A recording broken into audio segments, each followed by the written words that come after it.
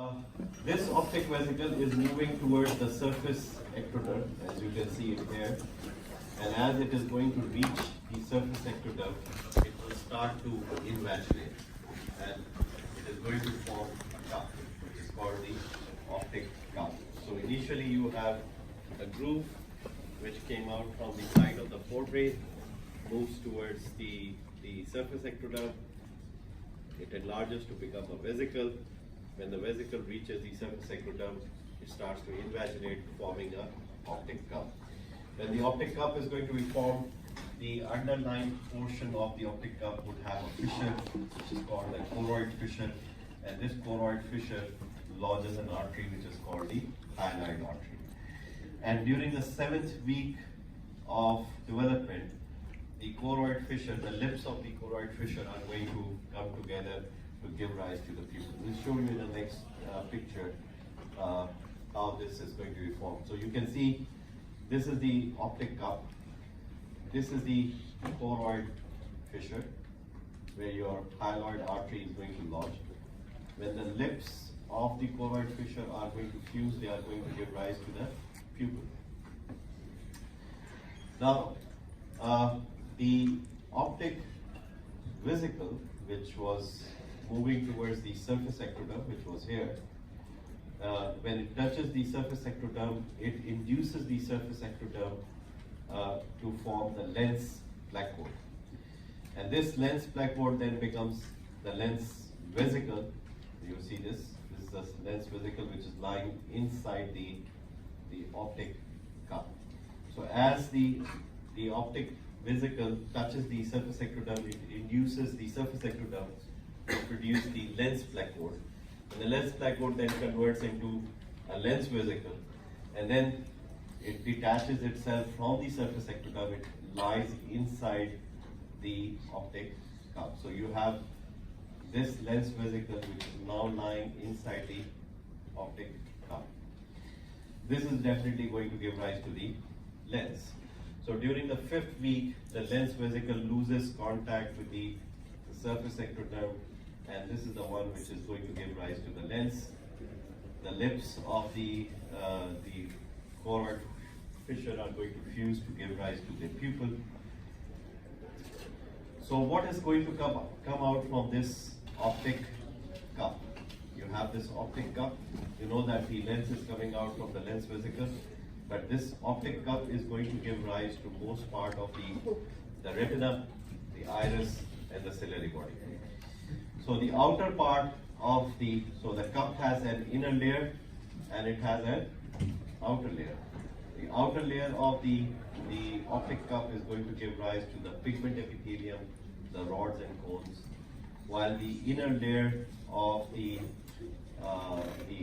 optic cup is going to give rise to the neural layer of the retina. We are talking about the posterior 3/5 of the optic cup.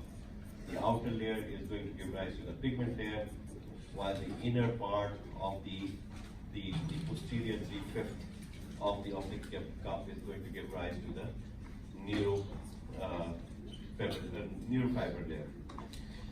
So you can say adjacent to the photoreceptors there is a mental layer which gives rise to the outer nuclear layer, including the nuclei of rod and cone, nuclei of bipolar cells, and the ganglion cells.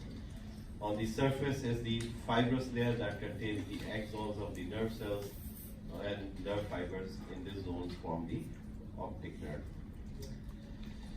Now the interior part of the optic cup, the posterior part of the optic cup is forming, the outer part is coming, making the pigment layer, the inner part is making the neurofibrous layer. Well, the interior part of the optic cup, the interior 1/5 of the optic cup, takes part in the formation of the pars iridica retina, that means part of the iris, and pars ciliaris retina, which is part of the ciliary body. The sphincter and dilator pupillae develop from the underlying ectoderm, while the pars ciliaris retinae is covered by a layer of mesenchyme that forms the ciliary muscle. So sphincter and dilator pupillae muscle are coming directly from the ectoderm, while the ciliary muscle, which is part of the ciliary body, is coming from the mesenchyme, so it's mesodermal in origin. Now, if you look at the eyeball has the inner part which includes the retina, but it is covered by the choroid, and the outer covering is by sclera. So from where the choroid and the sclera is going to come out, if you see outside the optic cup, this is the optic cup, outside the optic cup there is mesenchyme. This mesenchyme is going to give rise to the middle layer, which is the choroid, which is the vascular layer, and outside that is the sclera. So around the optic cup there is mesenchyme. This mesenchyme is going to differentiate into choroid, which is the vascular layer, and the sclera, which is the fibrous layer. The cornea is going to come out from the surface ectoderm. So cornea is going to come out from the surface ectoderm. Sclera and the choroid are coming out from the mesenchyme surrounding the optic cup. There is also mesenchyme inside the optic cup. So it's not only surrounding the optic cup, there is mesenchyme inside the optic cup. And this mesenchyme, which is inside the optic cup, is going to give rise to a body which is called the vitreous body. So vitreous body is going to come out from the mesenchyme inside the optic cup. So if you look at the parts of the eye, you have the optic cup, which is basically coming out from the the optic groove, which was from the lateral portions of the forebrain. It turned into optic vesicle, and then optic vesicle changed into an optic cup. There is lens, which is coming out from the lens placoid, which came from the surface ectoderm. Initially became the lens vesicle, and then it turned into the lens itself. The outer portion of the optic cup in the posterior 3/5 forms the pigment part of the retina. The inner 3/5 of the optic cup, the posterior 3/5, forms the neurofibril layer of the retina. The anterior part of the optic cup takes part in the formation of the pigment part of the iris and the pigment epithelium of the ciliary body. The muscles which we have talked about, dilator and sphincter pupillae, came out from the ectoderm. Ciliary muscle came out from mesenchyme. Then there are areas or the layers which surround the optic cup, which is the mesenchyme, which gives rise to the choroid and sclera. Cornea is coming out from the surface ectoderm. So these are the different origins of the different parts of the eyeball. We also said that there is mesenchyme inside the eyeball, and this mesenchyme, which is inside the eyeball, is responsible for giving rise to the vitreous body. So it's clear? Any problems with the development of the eye? You know what are the parts of the eyeball? Have you done the eye? You're just looking at the embryology without doing the. You should know some parts of the eyeball. It's a high school stuff. What is the cornea?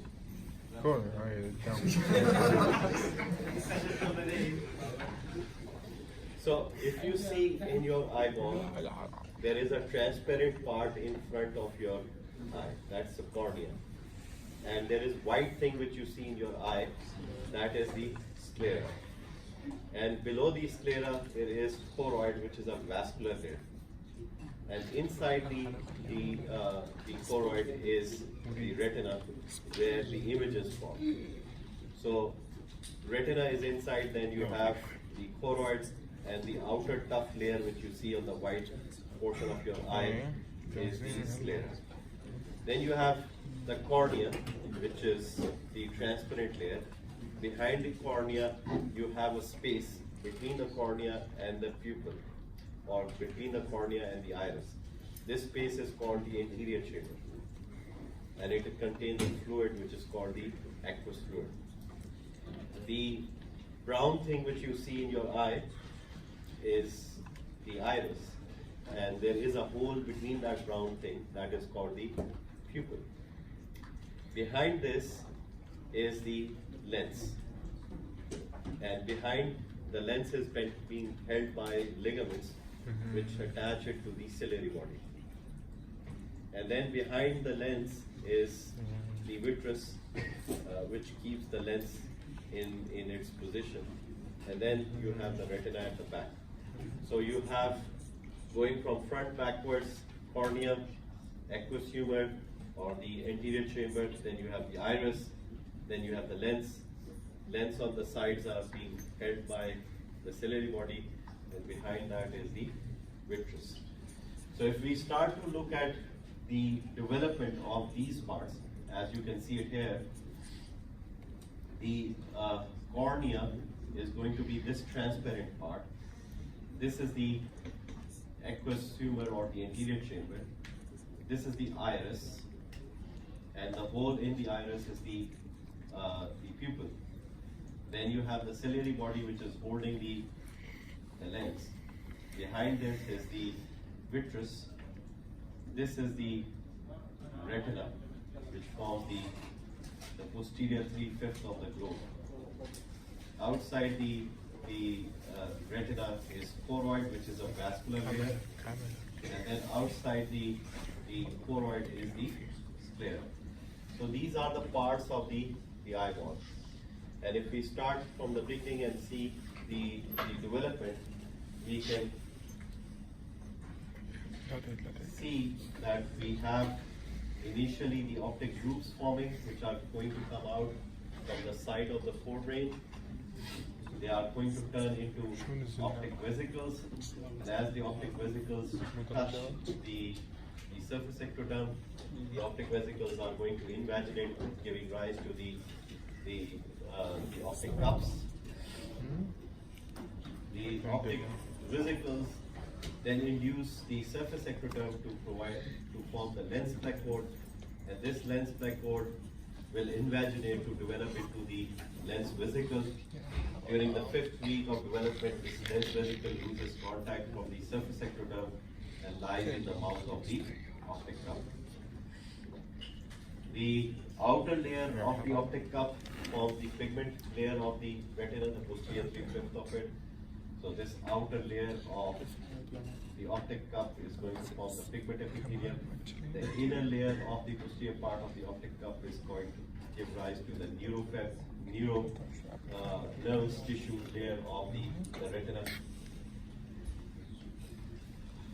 The anterior part of the optic cup give rise to the pigment epithelium of the iris and the pigment epithelium of the ciliary body. The sphincter and dilator pupillary muscles develop from the ectoderm, while the ciliary muscle comes from the mesenchyme. The mesenchyme surrounding the optic cup give rise to the sclera and the choroid, which is the vascular layer. The cornea comes out from the surface ectoderm. Yes. The ciliary comes from the mesenchyme. Which? The ciliary muscle. Ciliary muscle comes from the mesenchyme. Sphincter pupillae and sphincter the sphincter dilator pupillae muscle and sphincter pupillae muscles, which are the muscles in the pupil, they come from the ectoderm. From ectoderm. They are the only muscles. Usually muscles come from mesoderm. They come from mesenchyme. But sphincter pupillae and dilator pupillae muscle, they come from ectoderm. Vitreous body comes out from the mesenchyme inside the eyeball. So inside the eyeball, the mesenchyme is going to give rise to the vitreous body. The optic nerve, the optic cup is connected to the brain by a stalk, which is called the optic stalk, which has a choroid fissure on its ventral surface. During the 7th week, the choroid fissure closes, forming a tunnel inside the optic stalk, and this optic stalk is transformed into the optic nerve. Center of it contains an artery called the central retinal artery. So there was a choroid fissure. This choroid fissure is going to close, so there would be a tunnel inside the optic stalk. Optic stalk is going to give rise to the optic nerve. So the tunnel inside the optic nerve contains an artery which is called the central retinal artery. This is an example of synophthalmia, where there is only one eye in the center. Now we are coming towards the development of the ear. Have you done the anatomy of the ear? Yes. Yes. So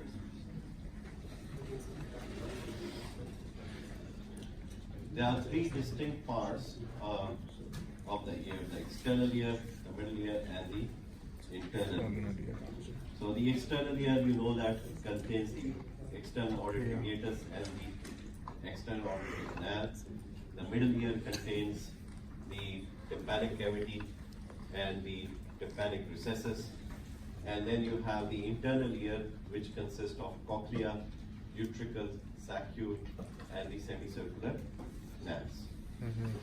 So first we are going to look at the development of the inner ear, then you move towards the development of the middle ear, and then moving towards the development of the external ear.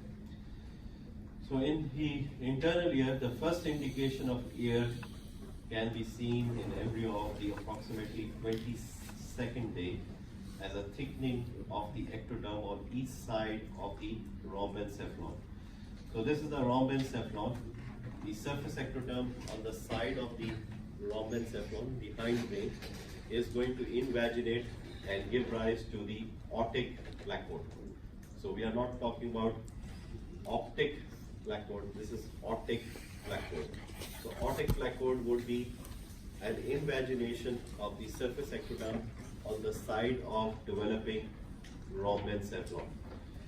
So if you compare this with the development of the eye, there was an optic vesicle which was coming out directly from forebrain. Here there is nothing coming out from the neural tube itself. What is happening is that the surface ectoderm is invaginating on the side of the rhombencephalon, and it is going to give rise to the initially otic placode, then this will become otic pit, and ultimately this is going to give rise to a vesicle which is called otic vesicle. So you have invagination, which is called otic placode, then you have an otic pit, and then once the otic pit is going to detach from the surface ectoderm, it is going to give rise to the otic vesicle. Once you have the otic vesicle, the ventral component of this otic vesicle give rise to the saccule and cochlea, while the dorsal component of this otic vesicle is going to give rise to the semicircular canal. So what is happening on the surface ectoderm next to the rhombencephalon? There will be invagination. Invagination results in the formation of the otic placode. Then it becomes deeper, becomes otic pit. Then it detaches from the surface ectoderm, giving rise to the otic vesicle. This has a ventral part and a dorsal part. The ventral part is going to give rise to the saccule and the cochlea, while the dorsal part is going to give rise to the utricle and semicircular canals. So this is what you can see, the otic placode, which is developing on the side of the rhombencephalon. Then it is going to get detached from the surface ectoderm, and then it is going to, the ventral part of it is going to give rise to the saccule and the cochlea. The dorsal part is going to give rise to the utricle and semicircular canal. So this is about the membranous part or membranous labyrinth of the internal ear. There is a bony labyrinth also. So around this around the vesicle, there would be mesenchyme. The mesenchyme is going to give rise to the bony labyrinth. So membranous labyrinth is ectodermal, bony labyrinth is going to be from the mesenchyme.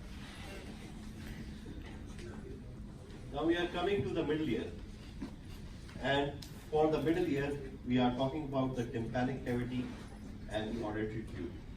If you remember your pharyngeal pouches, the first pharyngeal pouch, do you know about what is a pharyngeal pouch and what is the cleft and what is the pharyngeal arch? Yes. What is the difference between the pouch, arch and the cleft? Left is an in pouch. Cleft is what? In pouch. Ectodermal, endodermal, mesodermal. Ectodermal. Ectodermal. Yeah. And the pouch is Endodermal. endodermal because it is going from the inside to outside. Okay? So the first pharyngeal pouch is responsible for giving rise to the tubotympanic tube. And this tubotympanic tube, the initial part of it is going to give rise to the auditory tube, and the distal part of it is going to give rise to the middle ear cavity or the tympanic cavity. So your first pharyngeal pouch is going to move backwards like this. It is going to, the initial part of it is going to give rise to the auditory tube or the escutcheon tube, and the posterior part of it or the dorsal part of it is going to give rise to the middle ear cavity or the tympanic cavity. So the distal part of the pouch, the tympanic cavity which originates from the endoderm, is derived from the first pharyngeal pouch. The distal part of the pouch, the tubotympanic recess, widens and gives rise to the primitive tympanic cavity, and the proximal part remains narrow, forming the auditory tube or the escutcheon tube. Now within the tympanic cavity there are three bones also: malleus, incus and stapes. Malleus and incus are the cartilages derived from the first pharyngeal arch, while the stapes is a cartilage which is derived from the second pharyngeal arch. So the three bones which you see in the middle ear cavity, malleus, incus and stapes, two of them are going to get derived from the first pharyngeal arch, the malleus and the incus, and the stapes is going to be derived from the second pharyngeal arch. So if you see this, this is more of a combination of mesoderm and endoderm. Mainly the cavity is endoderm, and the bones which you are looking at are mesodermal in origin. While if you see the internal ear is mainly an endodermal, the ectodermal origin, because it is arising from the surface ectoderm. It is coming out from the surface ectoderm, giving rise to the aortic vesicle, and then aortic vesicle is dividing into a ventral and a dorsal part, giving rise to the utricle, the sac tubes, and the cochlea. Okay? Now we are moving towards the external ear. The external ear comes out from the first pharyngeal cleft. So if you see on the outer side of your neck, nothing is grooved. So if you have pharyngeal arches, there should be bulges and then clefts, bulging and clefts. But the only cleft which you can see is this one, which is your external auditory meatus. So the external auditory meatus comes out from the first pharyngeal cleft. Why don't you have the other clefts here? What happens here? Why you are not seeing any other holes here? They all fuse together. 2, 3, and 4 fuse together. So what happens is that the second pharyngeal arch overgrows. So as it overgrows, it covers the third and the fourth arches. So you have a smooth neck. The only thing which you have a cleft is the first pharyngeal arch. The other question which you should ask is that these pharyngeal arches were in the neck region. So how come your external auditory meatus is up here? Should be somewhere here down. So why you have the external auditory meatus up here, even though it comes out from the first pharyngeal arch, first pharyngeal cleft, sorry. Yes. So what happens is that as the mandible is going to grow, this portion of your neck is going to ascend upward. And that's why you have the external auditory meatus up here, not here in the neck. So as the mandible is going to grow, the first pharyngeal cleft is going to ascend upward, and you would have the first pharyngeal cleft up here near your head. At the beginning of the third month, the epithelial cells at the bottom of this meatus proliferate and forms a solid epithelial plate, which is called the meatal plug. So around third month of intrauterine life, this external auditory meatus is covered by cells, and it is closed, which is closed by meatal plug. And around 7th month of intrauterine life, the meatal plug is going to dissolve, and it is going to give rise to a definitive external auditory meatus. If you do not have the dissolving of the meatal plug, you would have congenital deafness. So initially, at 3 months, there would be proliferation of cells, which will close this external auditory meatus by formation of a meatal plug. In the 7th month, this plug dissolves, and the epithelial lining of the floor of the meatus participates in the formation of the definitive eardrum. So now we are coming, yes? So the external is from the ectoderm? The external ear is going to be from the ectoderm, because it is coming from the cleft or groove. Eardrum or the tympanic membrane is a little bit tricky, because it is coming from, it has origin from the ectoderm, because the external surface is coming from the external auditory meatus, while the internal surface is coming from the tympanic cavity, which is endodermal in origin, and the middle part consists of connective tissue elements which are coming from mesenchyme. So you have the external part of the eardrum coming from the ectoderm, the inner part of the eardrum coming from the endoderm, and the middle part of it, which consists of the connective tissue elements, is mesodermal in origin. So all three layers, germ layers, contribute in the formation of eardrum.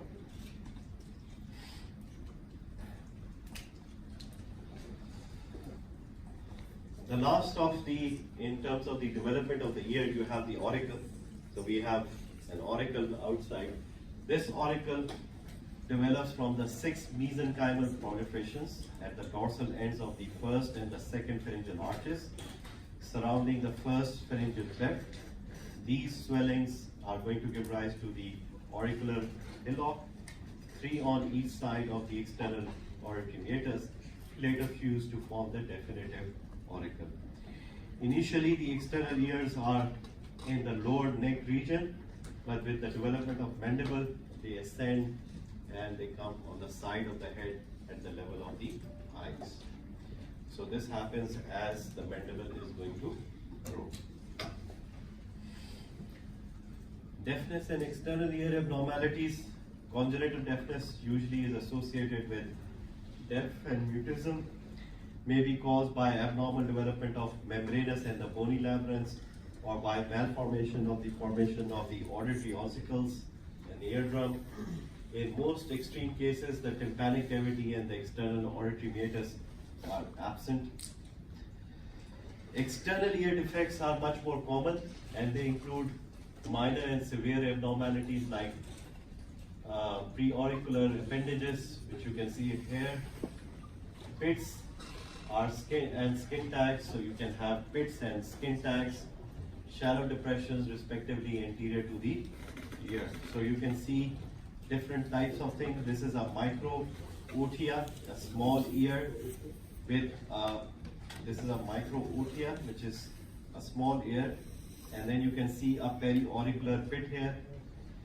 There is a periauricular pit also shown in the diagram B. In diagram C and D, you can see appendages, periauricular appendages. These are the periauricular appendages. Lower right corner, you can also see another appendage here. So these are all periauricular appendages. Lastly, Treacher-Collins syndrome. Treacher-Collins syndrome is a syndrome where you have problems with the ear. You also have, problems with the cheekbone, the prominence of the cheekbone. They have hypoplasia of the cheekbone, so you can see the cheekbone is not firm, and you have deafness because of the abnormalities of the ear. So this is a type of syndrome which includes both deafness as well as development of the facial abnormalities in the development of facial bones. Thank you very much. We'll stop.